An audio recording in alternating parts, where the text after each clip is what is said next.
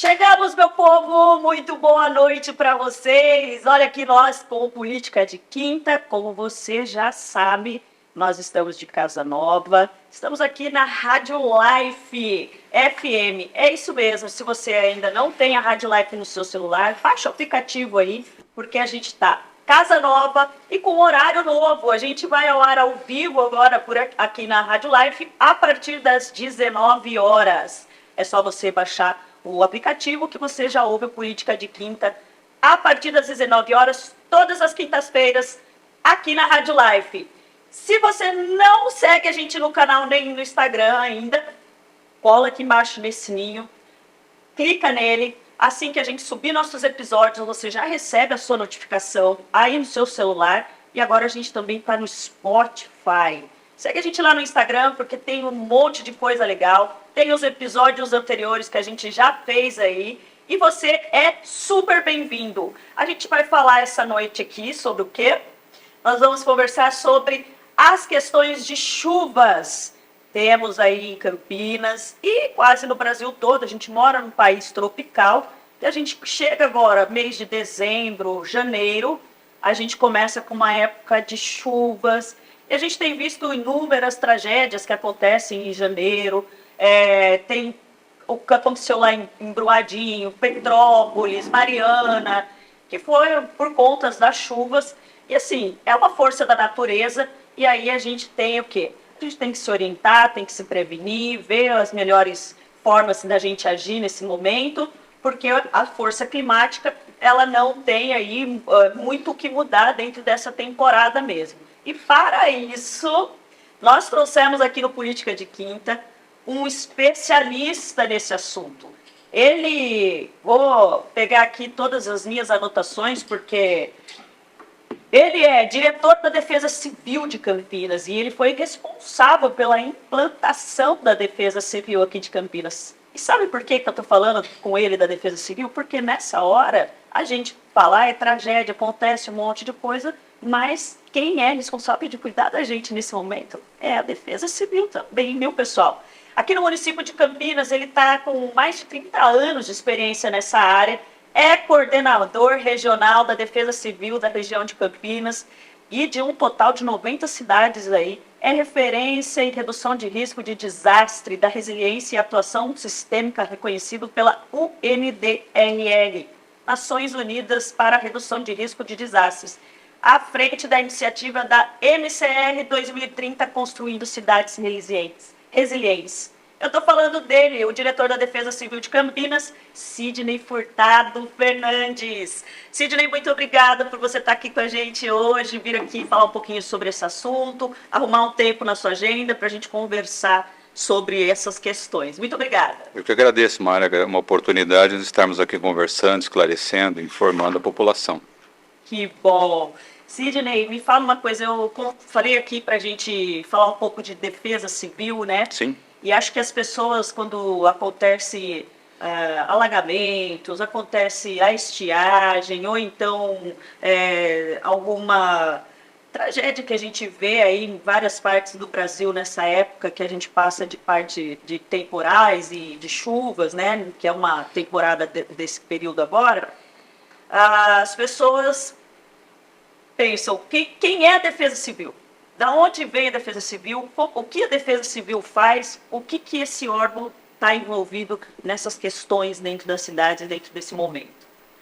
Com certeza, existe muita dúvida sobre a criação da Defesa Civil e eu gostaria de fazer um histórico. A Defesa Civil foi criada no mundo, ela é de uma abrangência mundial, durante a guerra. Ela foi criada para situações de guerra, tanto que no Brasil ainda é privativo a legislar sobre defesa civil, só o governo federal legisla sobre Exército, Marinha, Aeronáutica e Defesa Civil. É uma atribuição do governo federal, porque ela ainda está em protocolos internacionais para questões relacionadas a situações de guerra. O que é guerra? É um desastre. Nós estamos observando aí conflitos internacionais, você tem toda uma situação adversa, a população sofrendo. Então, a origem da defesa civil no mundo é para enfrentamento a situações de conflitos, como é o caso de guerra. Ao longo dos anos, principalmente aqui no Brasil, ela passou a se incorporar com eventos climáticos, eventos da natureza, considerando que o Brasil não tinha as questões relacionadas a conflitos, mas a origem da defesa civil, a criação dela e a formatação dela legal ainda é para situações de conflitos. Então vocês percebam o que está acontecendo na Ucrânia, sim, na própria faixa de Gaza, a criação de corredores humanitários que se fala para a salvaguarda de civis, é uma ação que a defesa civil é muito envolvida, ou seja, ela tem um protocolo internacional que essas cores que nós temos, que é a cor laranja e a cor azul, é uma simbologia internacional que deve ser respeitada para que você entre em áreas de conflito. Como a Cruz Vermelha tem a Cruz Vermelha, existe o crescente vermelho, que é aquela simbologia, é um leão, em alguns é a Cruz Vermelha. São simbologias protegidas por legislação que permite você entrar em áreas de conflito para salvamento, para socorros de civis, e a defesa civil é isso. E a cor laranja e azul simboliza a serenidade e a tranquilidade com que a defesa civil deve atuar em situações de conflito.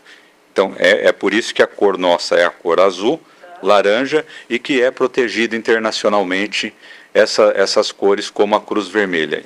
Aqui no Brasil é que ela começou a se desdobrar para situações de desastres naturais, efeitos tecnológicos, sim, e principalmente chuvas, que é o foco maior nosso da nossa entrevista seria esse. Mas a origem da defesa civil é essa, é a origem de guerra que foi se adaptando a situações de enfrentamentos à natureza. E eu já quero esclarecer, deixar muito claro uma questão: a natureza sempre será mais forte. Nós nunca vamos superá-la e sempre estaremos numa situação de um passo atrás. Sempre será difícil nós enfrentarmos ela da forma que deveríamos, porque realmente é uma situação bastante adversa que nós estamos criando ao longo dos anos. O Sidney, tem duas coisas que você falou aí que eu acho que a gente pode entender o seguinte: o Brasil é um país que é tropical e tem bastante situações que acabam acontecendo por essas adversidades climáticas, né? Mas a gente nunca foi um país de guerra, né? Nós não tivemos dentro de guerra, então os nossos conflitos acabam sendo mesmo aí com a natureza. E Sidney, tem uma frase que eu sempre falo, eu uso, e eu ouvi em algum lugar alguma vez, e eu sempre falo isso, que uma frase não, é um ditado, né? Que as pessoas falam assim, que eu ouvi que é assim, o homem perdoa às vezes, Deus perdoa sempre, a natureza nunca. Porque a natureza, ela tem toda essa força, sim, e ela toma o lugar dela, né, Sidney? Por exemplo, você vê aí uma condição como o aterro do Flamengo. O aterro do Flamengo, ele foi uma cidade totalmente, um bairro totalmente construído em cima de um lugar de mar. Sim. Você acha, Sidney, que isso é uma situação da onde o homem está pondo aí a mão na natureza e vai ter uma fatura um pouco desastrosa?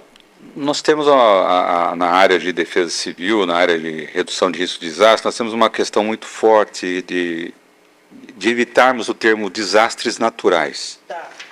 Nós não consideramos que existem desastres naturais. O que existe sempre é uma questão da natureza, mas que há um envolvimento do humano, um tecnológico, que provoca essas questões relacionadas a desastres. Tá. Ou seja, sempre haverá ação humana numa questão relacionada a desastre. Esse é um princípio muito fundamental.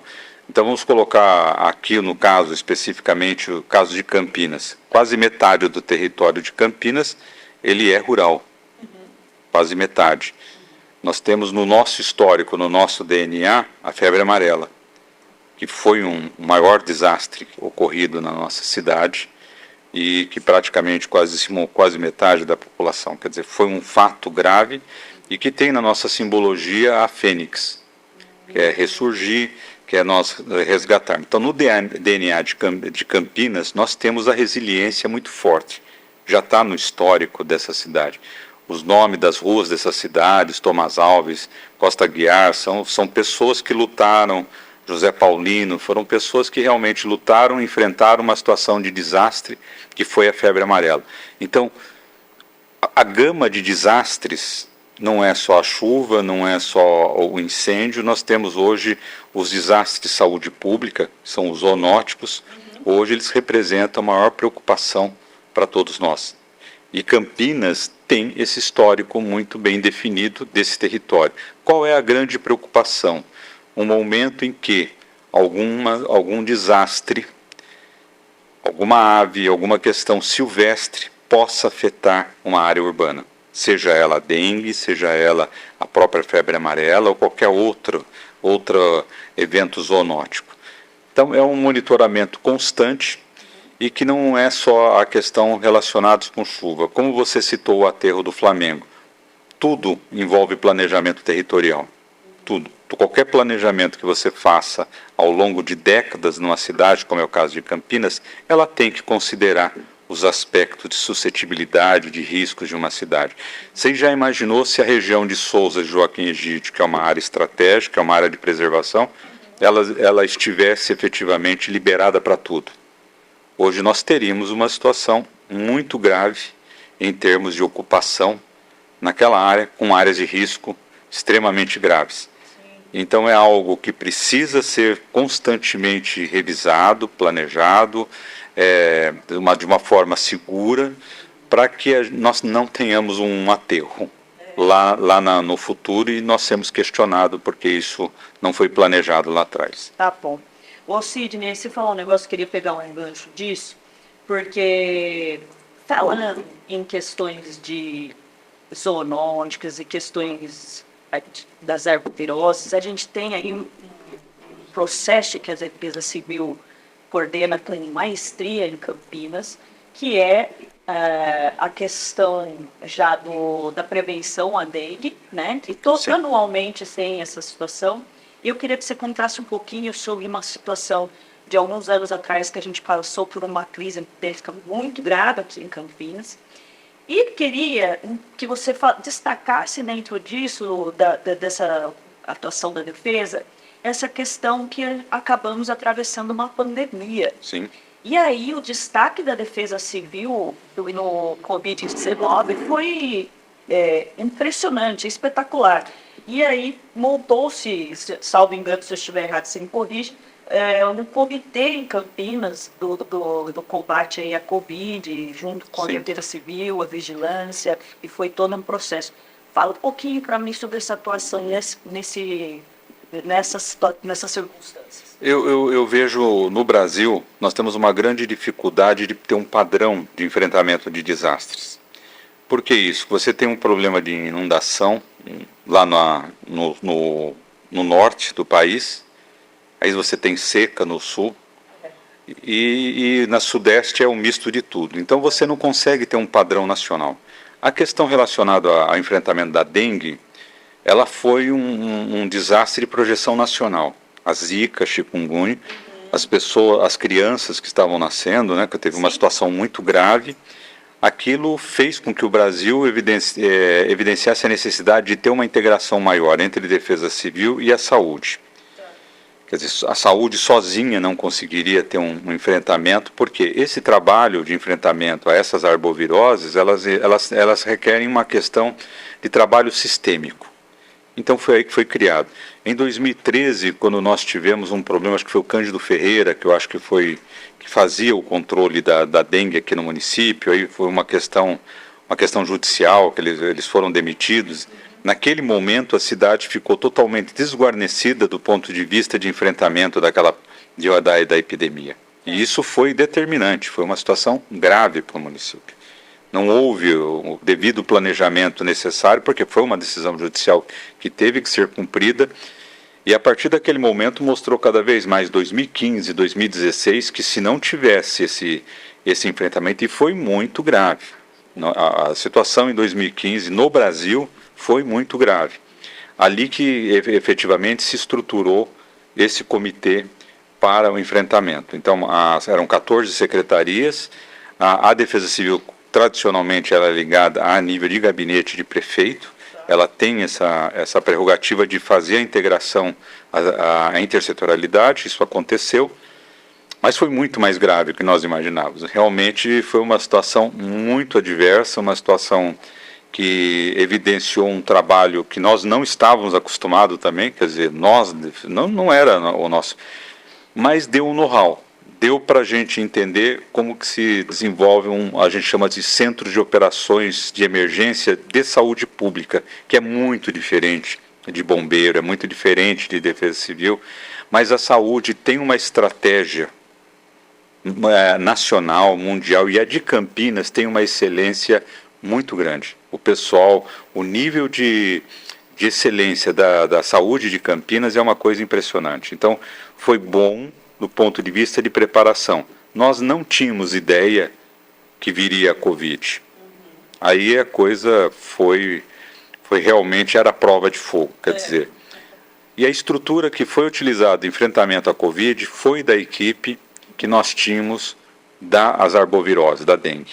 Quer dizer, Campinas não desmontou o comitê da época da dengue e ele foi extremamente útil na questão da Covid. Então eu lembro que o Dr. Carmen, o próprio prefeito na época, o Jonas Donizete, colocaram a necessidade de se manter a mesma estrutura que se tinha das arboviroses de enfrentamento à dengue para a Covid, e assim foi feito. Então foi algo bastante difícil. Eu diria que nós comentamos sempre o seguinte, sempre depois da guerra e sempre depois da pandemia. Nada ficou igual depois da pandemia. Foi um marco, uma referência, e nós ainda não temos a dimensão do quanto ela impactou a sociedade e a todos nós. Foi muito grave, está sendo muito grave ainda, nós não temos a dimensão desse impacto. A nossa função naquele momento era enfrentar a situação adversa. Foi muito difícil.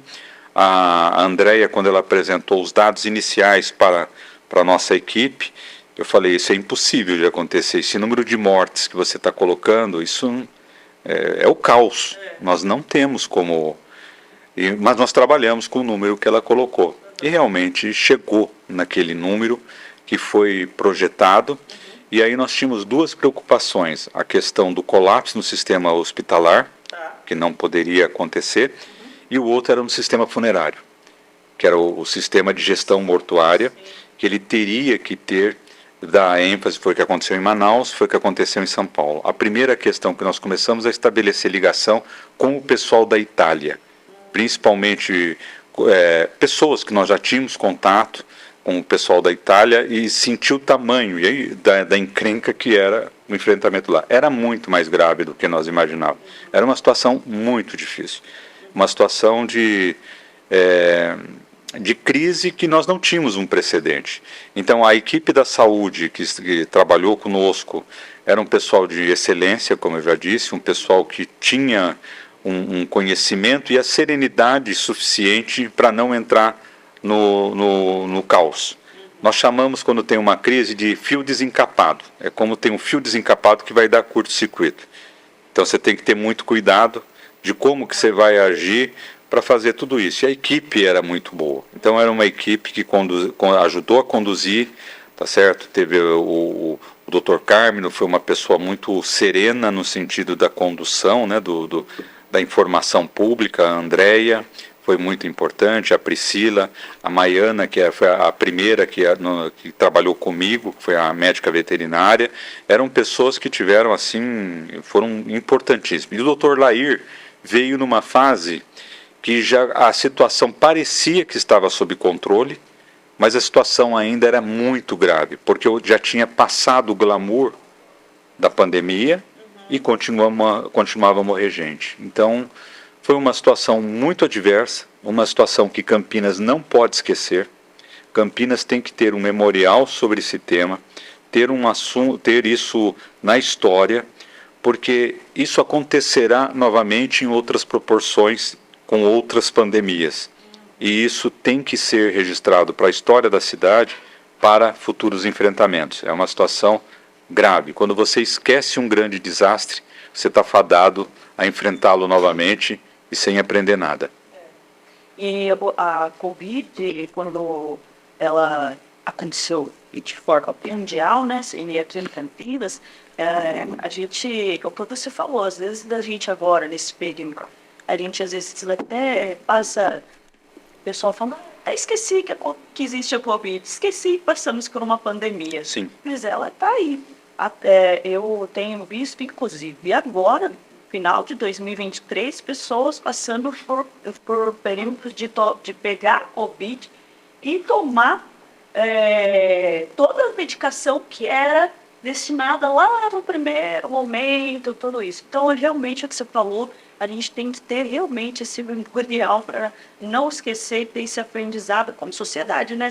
Quando a sociedade está treinada, Sim. fica mais fácil de você administrar aí alguma eventual adversidade. E é nisso que eu queria entrar com você, porque eu queria saber como que é o planejamento da Defesa Civil, como que é feito, o órgão pensa previamente as questões de desastres, alagamentos, deslizamentos que possam vir a ter. Como que a Defesa Civil faz isso? Digo, vamos falar mais local aqui, mas eu acredito que seja um formato que é geral para toda a parte da Defesa Civil, né? Mas em Campinas, como que a gente pode falar desse planejamento da Defesa? Nós tivemos em 2013, 17 de fevereiro de 2013, aqui na cidade, nós tivemos uma situação muito grave, foram 6 mortes por uma questão de uma inundação no dia 17 de fevereiro de 2013. Foi uma situação muito grave, praticamente 12% da cidade ficou inundado, alagado. Um bombeiro morreu embaixo, no Laurão, numa atividade de salvamento, ele veio a óbito. Isso em 2013. 2003. 17 de fevereiro de 2003. Faz 20 anos que nós não tínhamos decretação de situação de emergência. Esse ano nós tivemos. Fazia 20 anos. E isso é uma questão de lições aprendidas. É algo que a gente trabalha muito. Separa. Um detalhe que é muito importante, quem lida com desastre, percebam quando tem um acidente aeronáutico, ficam atrás da bendita caixa preta. Onde que está? Onde que ela está? Que tem que achá-la. E ela é estratégica, porque ela vai indicar, não é quem vai ser responsabilizado, é onde houve a possível falha, para que você possa corrigir e fazer uma mudança de procedimento aeronáutico, de procedimento humano, enfim. Essa é a finalidade. 2003 foi um marco para nós e nós percebemos que a estrutura que estava projetado para a cidade de Campinas não faria enfrentamento a qualquer tipo de desastre. Ali foi só reativo, o Laurão sempre inundando, ali morreu um bombeiro, quer dizer, nós tivemos no Parque Imperador 3 pessoas foram a óbito, um senhor, uma pessoa idosa e mais 2 crianças, uma com deficiência, morreram presas dentro da casa. Quer dizer, foi uma situação muito impactante para a cidade. Ali foi um marco divisório para a necessidade de mudança. Ou iríamos trabalhar no formato sistêmico, onde as secretarias deveriam atuar de forma mais preventiva. Se eu tenho mapeado quais são as áreas de risco, a quem compete reduzi-las de forma gradativa ou de forma rápida, ou seja, alguém tem que assumir. É o que nós chamamos de matriz de responsabilidade. E fazendo esse tipo de questão, se a Secretaria de Obras e Infraestrutura ela tem a percepção, a dimensão, o estudo de que ali vai inundar, que ali vai morrer gente, qual é a obra que vai ser feita naquela localidade? E assim foi feito com diversas secretarias, serviços públicos. Então foi um trabalho muito silencioso, sim, mas que ela foi acontecendo, seja na área da assistência social, seja na área de obras, de infraestrutura, foi muito silencioso. Nós tínhamos 93 áreas de risco na cidade. Baixou para 74, estou falando de 2003 para cá. E hoje nós estamos com 30. Quer dizer, foi um número, e isso vem sendo atestado sempre por um organismo federal ou estadual. Não é nós que indicamos as áreas. Eles vêm, fazem a vistoria e fazem essa reformulação. Mas tinha um detalhe muito importante. Nós seguiríamos padrão internacional para enfrentamento a desastre, que é a resiliência. Como eu já disse, Campinas está no DNA dela, a questão de resiliência, como foi a febre amarela. A Fênix é esse símbolo. Vamos sempre ressurgir. Só que no princípio da resiliência não é voltar ao estado natural. É você voltar mais forte. É você voltar exatamente numa situação melhor. Essa é o grande desafio. Isso vem acontecendo de forma gradativa em várias áreas. É uma coisa imperceptível, às vezes as pessoas não têm essa dimensão, mas são números, percebam quantos dados a prefeitura tem, que são painéis interativos. Tem da maculosa agora, tem da dengue, tem da própria Covid. A educação montou um painel interativo onde você tem tudo, inclusive disso. Tem tudo quanto é informação que você imagina. E assim tem sido uma dinâmica importante na administração. A maior parte de algumas administrações não fazem esse tipo de informação. Do que efetivamente está acontecendo, como. Por que aparece tudo quanto é doença na cidade de Campinas? Porque tem notificação. Porque aqui existe realmente o pessoal mapeia, vai atrás, divulga. Isso faz uma diferença. A população não é boba, ela tem essa percepção de que isso acontece. Então eu entendo que o enfrentamento a desastre ele passa por você seguir padrões internacionais de resiliência. Como eu vou melhorar a minha resiliência na situação de enfrentamento a um desastre ou a qualquer outra coisa? Isso passa por prevenção. Passa sempre como eu vou melhorar a nossa dinâmica. O que nós estamos fazendo hoje, foi a grande lição relacionada à Covid, por exemplo? Gestão participativa do cidadão. Se você não tiver alguns moradores preparados para fazerem notificação sobre alguns incidentes com animais silvestres, seja lá o que for, outra pandemia, outro surto vai estar circulando e nós não estamos sabendo. Então, às vezes, a informação de que um macaco prego apareceu morto e que um bugio apareceu morto pode ser indicativo de que existe um novo surto naquela região. E a hora que esse surto se transformar urbano, perceba, ele migrou, ele transbordou para a nossa atividade. Isso só faz isso com o quê? Com gestão participativa, onde o cidadão vai, informa, liga, participa, ele fala, ele é chato, ele cobra. Isso é assim que tem dado certo, nos lugares onde você tem. E nós temos que aprender isso. Eu admito que nós ainda não aprendemos a fazer isso, estamos aprendendo. E a pandemia trouxe essa necessidade de nós melhorarmos essa atuação. Eu bato nessa tecla aqui direto, sim. Falo toda vez que o pessoal me diz, gente, viu algo, seja buraco, seja bicho morto, você achou cobra, liga, fala, tem órgão que é responsável por isso. As pessoas podem entrar em contato no órgão público, pode ir lá no posto de saúde perto da sua casa e levar. A forma que foi mais fácil para vocês. Hoje a internet também está aí à disposição, tem inúmeros dispositivos. Né? O que nós estamos fazendo hoje é incentivando, Campinas está como embaixadora da Fiocruz para o sistema Sigel, que é um sistema de um aplicativo onde as pessoas baixam esse aplicativo e ao ela identificar um animal morto, ela faz a notificação, isso vai para o sistema, é uma coisa que funciona, é uma coisa impressionante. Eu tenho no meu celular e baixem aí. E ela vai para o Ministério da Saúde, ela vai para a Secretaria de Saúde, ela faz, todo mundo tem que correr atrás, todo mundo tem que ir porque entrou uma notificação. E mais do que isso, o morador está fazendo caminhada, está andando de bicicleta lá em Souza, Joaquim Egídio, ou na região de Apa, ou mesmo no Campo Grande, ele ouviu um macaco bugio, aquele que faz aquele som bastante até assustador.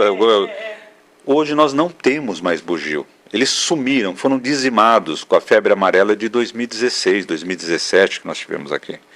E eles são sentinelas. Quando algum bugio morre, é sinal que está tendo uma circulação de um vírus um indício de uma nova doença, como é o caso da febre amarela. E eles são muito frágil a saúde deles, e vários foram dizimados. Então, quando você localiza um bugio, você tira uma foto, para nós é um troféu, porque ele está voltando, ele apareceu, tem algum grupo de bugio. Nós não encontramos nenhum até agora. Nesses últimos anos, nós não encontramos mais nenhum na área. Então, é algo fundamental. Então, acho que isso é um trabalho importante do cidadão, é a preservação da saúde dele, da saúde de todos. A questão da maculose é a mesma coisa. Se você pegar os cursos de córregos, de rios da cidade, nós não temos só um grande rio na cidade. Praticamente todas as áreas. Nossa área, metade é rural. Não tem como não ter a questão da capivara, não tem como não ter a maculose. É algo que nós teremos que conviver de forma de gestão. Nós teremos que fazer uma gestão, vai ser para o resto da nossa vida, não vejo. A questão de manejo são outras ações que a administração pública está estudando, mas do ponto de vista da autodefesa, é algo que o cidadão pode adotar. É isso. Sidney, você falou aí um pouco da questão da equipe, seu ator muito importante dentro da defesa, e eu ia perguntar para você, porque eu sei que a Defesa Civil de Campinas conquistou o prêmio da ONU em prevenção de desastre, né? Conta para mim um pouco como que foi isso, qual que é essa situação, porque a gente aqui em Campinas tem essa referência, né? Ele é o que nós chamamos, nós temos um mundial. Essa é o que a gente brinca. Não é a Ponte Preta, então. Nós temos um mundial, é difícil, é um prêmio muito difícil. Se eu soubesse que era tão difícil, talvez eu não fizesse. É muito difícil. Nós concorremos com 31 países, 61 projetos, e quando eu falo país, nós estamos falando de países que aquilo é projeto do país, não é de uma cidade. O país investe num projeto. Então, você ganhar um projeto desse que a gente chama Prêmio Sasakal, foi em Genebra, na Suíça. Foi um prêmio onde você materializa as diversas políticas existentes para a redução de risco de desastre. São diversas que você vai se materializar. Então, não é a defesa, é o município como um todo. Como uma coisa que impressiona muito, como uma cidade como Campinas tem mais de 20 conselhos municipais, que é uma coisa... Como que parece simples, mas não é. É uma engenharia complicada de gestão, tudo isso. Mas é muito interessante. Então, foi um prêmio importante. Esse prêmio foi um prêmio que trouxe para nós para a criação de uma sala de situação, que é uma sala que nós temos no 5º andar. Aquela sala foi montada, foi um compromisso que nós assumimos. Eles falaram: vocês vão ganhar o prêmio, mas nós gostaríamos que vocês mantivessem o trabalho sistêmico, que é o trabalho dos comitês, que é o trabalho que na realidade é o que nós já estamos fazendo, e esse foi o compromisso. E mais do que isso, o compromisso se ampliou quando nós ampliamos isso para a criação de 20 salas dessa aqui para a região metropolitana. Então, foi aprovada pelo governo do estado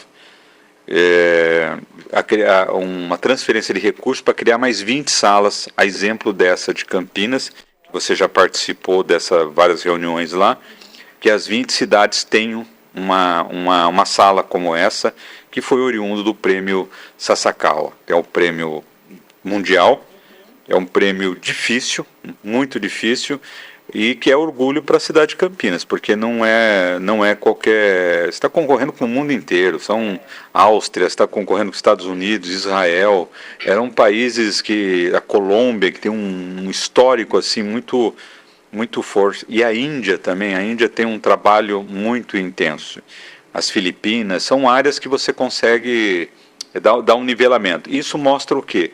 Quando você trabalha num alinhamento estratégico que é internacional, seguindo marcos regulatórios internacionais, você segue um padrão e você tem um indicador. Será que eu estou conseguindo? Será que eu estou baixando? E o padrão de resiliência é isso.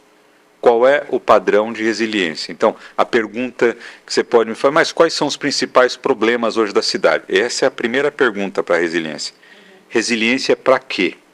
Então, nós temos resiliência para as inundações, para os incêndios florestais, que metade do território, mais de 80 áreas nós temos de risco para incêndios hoje na cidade, para os alagamentos, que é o grande problema de drenagem da cidade, a questão das epidemias, elas entraram com força hoje. Eu tenho que ter esse processo de resiliência de forma permanente. E o aeroporto de Viracopos, nós podemos ter uma Boate Kiss em um dia, aqui, certo? Com uma queda de uma aeronave. Sim. E qual será a nossa capacidade de enfrentamento com a questão dos hospitais e até o serviço de IML, até o serviço de verificação de óbitos, quer dizer, onde nós vamos colocar os corpos. E o outro que entrou com muita força é o tornado. 2016 foi a microexplosão, ela materializou que estamos numa rota de tornado quando chega às frentes frias do sul. Esse é um estudo que foi feito pela Unicamp, se materializou com o que aconteceu em 2016, e esse eu diria que, a exemplo da Covid, foi a outra situação que nós fomos pegos de surpresa do ponto de vista. Nós não tínhamos uma situação semelhante a isso. Para vocês terem uma ideia, foram mais de 2.000 árvores que caíram em 2016, mais de 2.000. Só no primeiro dia, na primeira noite, foram 400. Tá, então, é um ato muito grave. Não tínhamos. Aí vão perguntar assim, mas e aí, teve alerta, não sei o quê? Teve um alerta, 50 minutos depois. Depois chegou um alerta dizendo que tinha um temporal muito forte chegando em Campinas. Então, a partir desse momento, foi uma revisão de todos esses processos, sistemas de alerta, depois de que aconteceu em 2016. Então, no próprio Sala Azul, teve uma comissão da Câmara de Deputados, até então era o deputado, o Luiz Lauro, né, que ele era da Comissão de Meio Ambiente, trouxe uma reunião da Comissão de Meio Ambiente aqui na Sala Azul, onde foi feita uma revisão de que não tínhamos SMS, não tinha alerta de SMS. Não conseguimos decretar a situação de emergência porque o índice de danos, de estrago na cidade foi em torno de 28 milhões. E o prejuízo teria que ser em torno de 110 milhões. Quer dizer, olha, uma coisa absurda, quer dizer, sendo que o São Conrado, por exemplo, foi uma área extremamente afetada. Então, os munícipes não conseguiram receber o fundo de garantia, ajudaria muito, quer dizer, quando você decreta uma situação de emergência.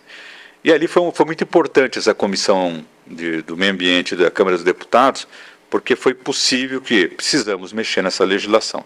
Isso foi feito, hoje nós temos o SMS, hoje o Brasil inteiro tem o SMS, e mudou também a legislação para a situação de emergência ou calamidade pública. E a outra questão também que foi muito importante é que mostrou a fragilidade da região metropolitana no que tange a um sistema de radar. Nós não temos radar meteorológico que indique a aproximação de uma grande frente fria chegando. Então, nós trabalhamos com um radar que fica a 240 quilômetros de Campinas.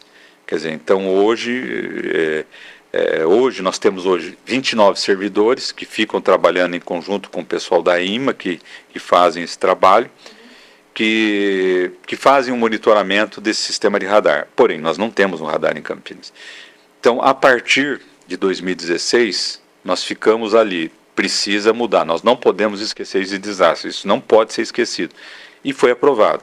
Então, a região metropolitana, os prefeitos com o governo do estado, nós esperamos que o ano que vem esse radar esteja instalado aqui na nossa cidade.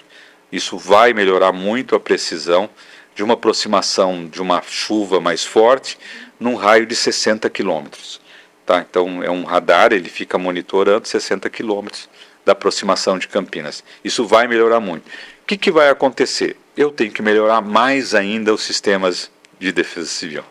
Quanto mais informação em tempo real eu tenho, mais eu preciso melhorar a estrutura. Por isso que o prefeito ontem, ele inaugurou a nova sede. Quer dizer, precisamos fazer melhorias para enfrentamento ao pessoal. Precisamos trazer mais servidores para fazer esse enfrentamento. Então, e mais do que isso, precisamos ter um sistema de alerta mais eficiente. Isso está acontecendo na medida de que começa a ter um envolvimento metropolitano. Campinas é a liderança da região metropolitana. Não deve ser diferente. É aqui que a coisa acontece do ponto de vista preventivo ou de resposta. Então, mas eu acho que nós estamos caminhando numa direção que eu diria de resiliência há situações de desastre, mas tem muita coisa para fazer ainda. Tá certo. Bom, primeira coisa, muito desse mérito de Campinas é seu, né? Não, eu acho não, não é. É muito Tem seu, uma, sim, não, sim. tem a equipe é muito boa. Sim, a equipe é boa também, claro, mas você tem um mérito bem especial aí. Sidney, você falou no que você acabou de responder sobre a questão da queda de árvores em Sim. 2016. A gente tem atravessado em Campinas uma situação onde parece que a árvore virou inimiga das pessoas. Com certeza. Né? As pessoas não querem ouvir falar de árvore, as pessoas querem que arranquem todas as árvores, as pessoas acham que as árvores são o problema de tudo, de qualquer chuva que acontece hoje em dia. Mas como você mesmo disse, isso acontece já há um tempo Sim. atrás, isso já acontecia. O que você tem para nos dar de algum ponto de vista sobre isso, para a sociedade ter um pouquinho de informação melhor sobre isso? Porque às vezes eu acho que é muita informação de mídia, a informação não chega até a população. O que Campinas pode saber do que está acontecendo, como se precaver disso, qual é a realidade disso aqui em Campinas? Eu entendo que Campinas, eu acho que é a segunda, acho que está a nível nacional, de arborização. Mas eu acho que em torno de 700 mil árvores, é uma coisa extrapola. Acho que São Paulo tem menos do que, a capital tem menos que Campinas. Campinas é uma região arborizada, tem essa tendência dessas questões de ventos que nós estamos hoje, que esse estudo, e tudo isso tem que fazer parte de um planejamento futuro. A gente brinca o seguinte: quando você está no buraco, não cabe mais buraco, pare e vamos tentar. Vamos rever aquilo que pode ser feito de forma gradativa. Eu acho que isso é fundamental. Nós percebemos isso com o secretário Ernesto Paulello. Sim. Ele, de forma muito séria, encarando, assumindo o que tem de dificuldade, mas planejando e estudando estratégia. Isso é fundamental. A outra questão que eu vejo, na Europa o que se discute é o contrário, é plantar árvore. É plantar árvore. Nós não temos estrutura para aguentarmos 10 dias seguidos de ondas de calor com 34 graus. Nós não temos essa capacidade. Nós não temos. O bombeiro não tem capacidade para enfrentar 10 dias de seca prolongada e pipocando mais de 100 áreas de incêndios florestais na cidade. Então é uma questão que nós precisamos trabalhar em todos os sentidos, na questão do clima, na questão da preservação, na questão da fauna, da flora. É um fato, certo? Isso precisa ter. O que nós entendemos hoje na cidade de Campinas sempre será a necessidade da autoproteção. Seja para dengue, seja para inundação, numa área alagada como Orozimbo Maia, melhorar o sistema de sinalização para informar, não passe nessa área porque está alagada.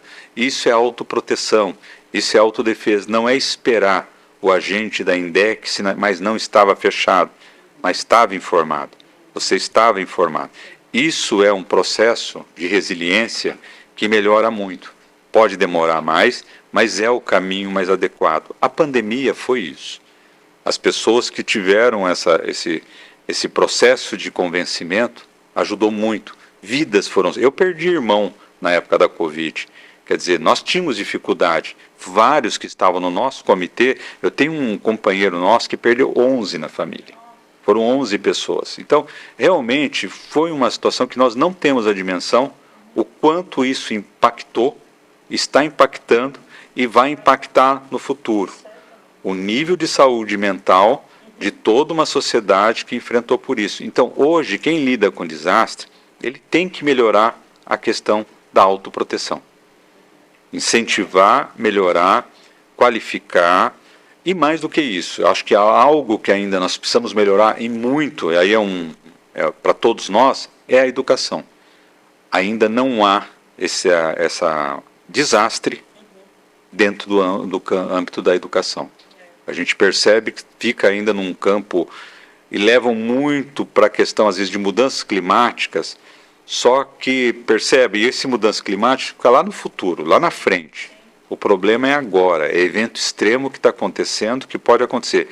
Nessa semana que nós tivemos aí 8 mortes no estado de São Paulo, que tivemos o problema, principalmente na grande São Paulo, foram 8 mortes, sendo que 4 com quedas de árvore. Então, esse problema é um problema geral. Fazer gestão para situações de arborização numa cidade não é algo simples, mas é algo que vai precisar um estudo mais detalhado de planejamento urbano, envolvendo principalmente uma Secretaria do Verde e Meio Ambiente, que tem essa política de gestão, a CPFL, enfim, os diversos setores porque isso é algo que não é simplesmente sair cortando árvore que vai resolver o problema da cidade de Campinas ou de qualquer outra cidade. Isso está na contramão. Muito isso que eu falar, muito pelo contrário, né? Sidney, a gente iniciou aqui a conversa falando um pouco sobre a questão de Operação Zerão, né? E eu queria que você deixasse aí para nossos ouvintes, para o nosso pessoal que nos segue, algumas dicas do que eles podem começar a ter noção agora para esse período que vem. Seja ele na questão de temporais, a época que é bem de chuvas agora, épocas chuvosas, seja ele no calor que a gente vai enfrentar esse verão que está bem extremo e o que você falou, a situação de calor traz aí a estiagem, a questão da sociedade. Então, o que você desse uma pincelada em dicas do que a sociedade pode fazer, se precaver aí nesse período agora? Primeira questão, sendo bem claro, bem objetivo, vai acontecer. Vai chover, vamos ter temporais e vamos ter situações adversas. Isso é claro e evidente, como nós vamos ter Natal, Ano Novo. Né? Isso é inevitável. Então nós temos que aprender a conviver com esse tipo de situação. Isso é algo que vai acontecer. Só um detalhe que é um pouco mais agravante. Como eu falei, nós tivemos o último decreto de situação de emergência em Campinas por chuva, foi em 17 de fevereiro de 2013. 20 anos depois, nós tivemos uma decretação desse ano, que foi aqui principalmente as pontes que caíram. Foi uma situação muito complicada. Esse ano foi diferente. E aí chegamos outubro e novembro com uma situação também bem adversa. Frio, calor, tudo foi extremo. Tudo foi extremo. Como a última semana, com 8 mortes no estado de São Paulo. Ou seja, 2 meses antes de começar o período chuvoso.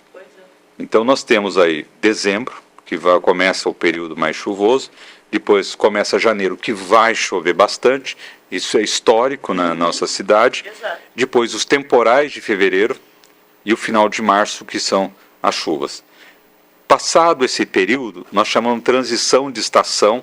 O que é transição de estação? É o período que não é nem quente, nem frio, a estação está mudando, aí você tem o risco dos tornados. Foi o que aconteceu em Indaiatuba no mês de maio, foi o que aconteceu uma explosão em junho. O que eu coloco para vocês? Não tem mais esse período. Vai acontecer e assim, o cidadão deve ficar atento, principalmente nas questões relacionadas aos alertas. Baixe o sistema SMS, o 40199. Existe uma discussão, um empenho muito forte, inclusive, o governador, inclusive, estava em São Paulo hoje discutindo com o governo federal a questão de um sistema de broadcast, que é um sistema onde você vai receber, independente de você cadastrar ou não, de você receber o alerta onde você estiver. Se eu estou aqui em Campinas, aliás, se eu estou no litoral, mas o meu CEP está em Campinas, o que me interessa receber o de Campinas? Eu tenho que receber do litoral. Então é isso, é automático como é feito nos grandes centros mundiais. Essa é uma estratégia que nós entendemos que ela é fundamental. Não tenho isso? Faço o cadastro SMS. Não tenho isso? Entro no site resiliente.campinas.sp.gov.br. Qualquer alerta emitido pela Defesa Civil, você vai ver. O que nós estamos tentando implantar também? Os sistemas agora de eletrônicos, com a CETEC, a INDEC, a Sincamp, essas questões de dar o alerta, evite a área da Orozimbo Maia, evite, é autoproteção, é autodefesa, é melhorar isso aí. E se o morador estiver enfrentando uma situação adversa na sua residência, começou a aparecer uma água no seu quintal, meia barrenta, qualquer outra coisa, alguma coisa aconteceu, entrou uma filtração e pode derrubar uma parede, pode ter uma queda até de uma residência. Teve alguma inclinação de árvore sobre a residência, saia do local, acione. O corpo de bombeiros também, que se tiver inclinação, o bombeiro vai fazer a atuação na questão da inclinação da árvore. Então são questões básicas que você pode atuar. Agora, um detalhe que tem acontecido muito em Campinas: enfrentamento de situações de área de alagamento. A pessoa vai, atravessa uma área. Estamos melhorando a sinalização lá na Mário Garneiro, lá em Sousas. Fizemos um trabalho muito interessante, que é no sentido de melhorar aquela sinalização e também de colocar guarda-reios, proteção, para que o carro, já que ele invadiu a área alagada, ele não ser arrastado para dentro do rio. Tá? Então são mais 3 que estão sendo colocados ali pela INDEC, junto com a subprefeitura, e mais do que isso, treinando umas lideranças comunitárias em alguns bairros para saber receber o SMS, para saber interpretar uma imagem de radar, para saber interpretar uma rede telemétrica de onde está subindo a água lá em Itatiba, que vai inundar Sousas, pode inundar Sousas, e que não existe a tal da comporta que todo mundo fica preocupado, mas que existe sim açudes em Joaquim Egídio, que se chover muito naquela região, pode romper e atingir o Ribeirão das Cabras, que a água não vai entrar no Rio Atibaia. É tudo uma sequência. Quando o morador começa a ter essa percepção de como ele pode se preparar, isso ajuda muito. E tem um detalhe que é importante: você pode ter sistema eletrônico, você pode ter câmera, você pode ter... Aliás, colocamos uma câmera ali no Rio Atibaia assim, olhando a canaleta, para a gente pintando a canaleta para ver se a água está subindo. Coisa artesanal, coisa simples. Mas o que funciona é o morador. Quando o morador sabe que quando a água chega naquela pedra, aquela pedra ela vai inundar. É a percepção dele. E isso é muito importante. Nós não temos o domínio sobre toda a cidade, do que pode ou deveria, mas nós temos que ouvi-los e termos a humildade que estamos aprendendo também com eles. Sidney, vou falar que a gente ficaria aqui ainda falando um tantão de coisa. A gente conversou sobre bastante coisas importantíssimas aí para Campinas, para a sociedade. Queria te agradecer, Sidney. Eu acho que a gente vai precisar de mais vezes você vindo aqui, então, quando você puder, o Política de Quinta está de portas abertas aqui. Muito obrigado, viu? Tudo que você falou no sentido de SMS, telefones e tal, a gente foi deixando aqui embaixo para o pessoal se atentar e poder também se programar, né? E é isso, pessoal. Ficar alerta em tudo isso que o Sidney disse. Muito obrigado, viu, Sidney? Eu que agradeço. A gestão participativa é isso. O cidadão ele tem que ter dar esse feedback para a gente, como podemos melhorar. Eu tenho certeza que isso vai trazer um resultado muito bom para Campinas, agora e no futuro. Maravilhoso. Pessoal, é isso. Política de Quinta está chegando ao fim. Nós falamos sobre esse assunto tão importante e que vai estar totalmente conectado no seu dia a dia. Você ouviu aqui várias dicas do Sidney, fica atento, pegue tudo o que a gente deixou de informação do que ele falou aqui, sobre Sigel, sobre o SMS, sobre o telefone, e fique ligadinho aí na sua região, na sua área, ao redor de onde você mora, o que às vezes aquela senhora fala: nossa, tá meio estranho esse banco que tá bem de lá, e não sei o que. Vamos ficar atento, ligar, falar, e se funcionar, porque isso faz diferença. É a participação social, que é o que a gente sempre bate aqui, que é a parte mais importante das políticas públicas e da política de uma maneira geral. Olha só, a Política de Quinta está ficando por aqui, mas você não pode deixar de nos seguir aqui no canal. Ativa o sininho aqui embaixo. Esse episódio sobe para o Spotify também. Cola na gente lá no Instagram e baixa o aplicativo aqui da Rádio Life, que a gente tá com tudo.